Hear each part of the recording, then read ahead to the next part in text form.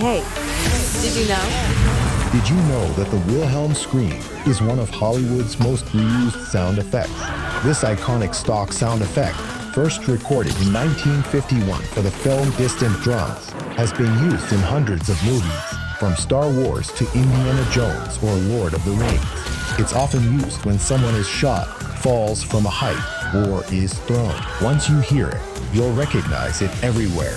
Stay curious with Funzilla.